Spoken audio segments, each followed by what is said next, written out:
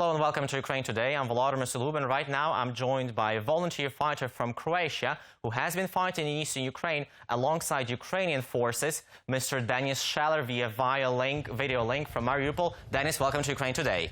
You're welcome. Denis, you have been fighting in eastern Ukraine alongside Ukrainian volunteer regiment Azov for more than 8 months. Can you tell me what motivated you to come to eastern Ukraine and fight?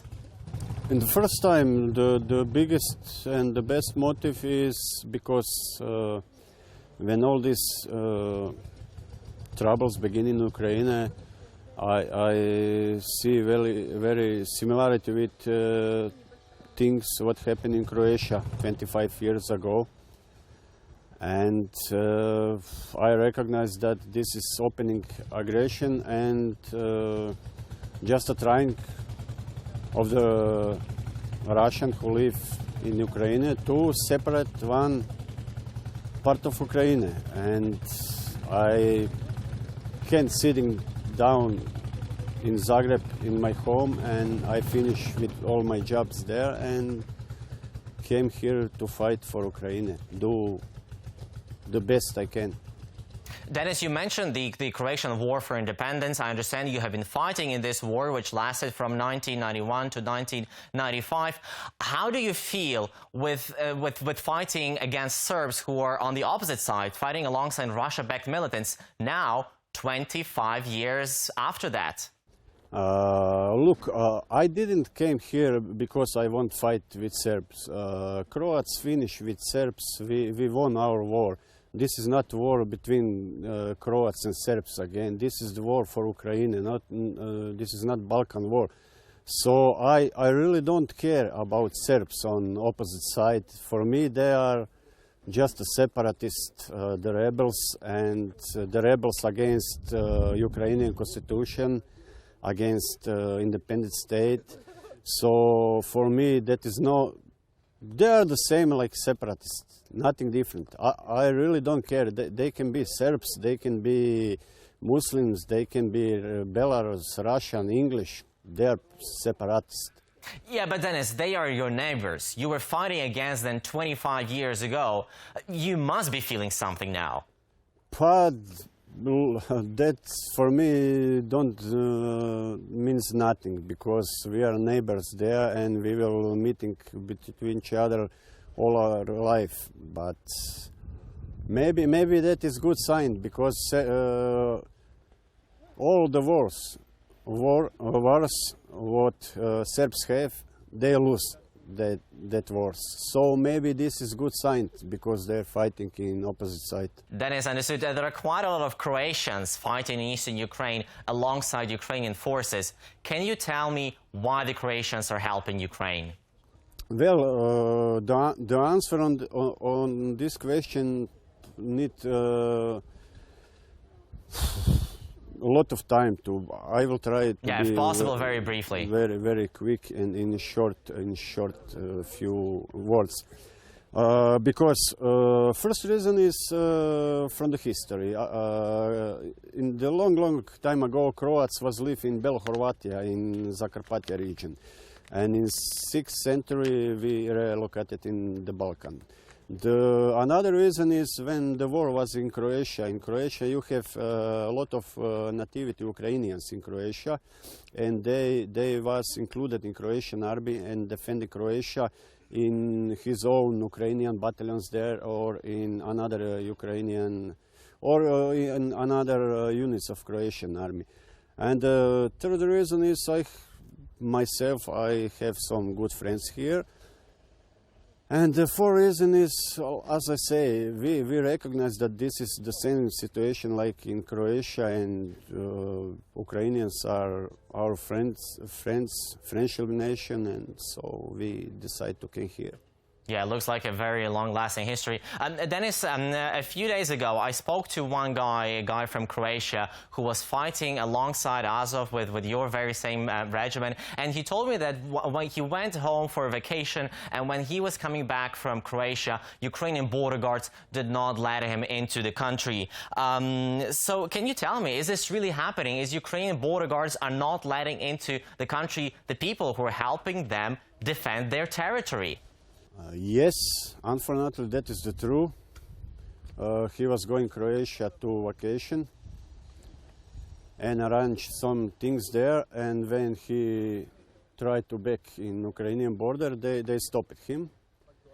I need to tell the truth that people from Azov Regiment and the commander Andriy Biletsky, they give 100% to arrange that, but they didn't can't.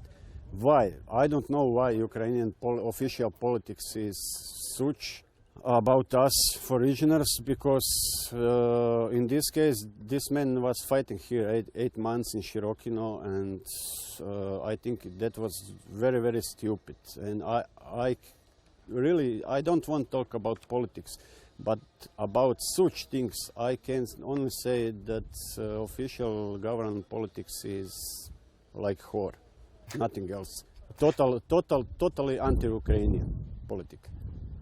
Denis, do you think this is a hypocrisy on the part of the Ukrainian government in the face of Ukrainian border guards? Because on the one hand, Ukrainian government is asking the EU countries, is asking the Western countries for help, and then on the other hand, when individual members, individual citizens of these countries are coming to Ukraine to help, they don't let them inside the country. Look, for me that is really hard to understand or explain, because I don't know the reason of that.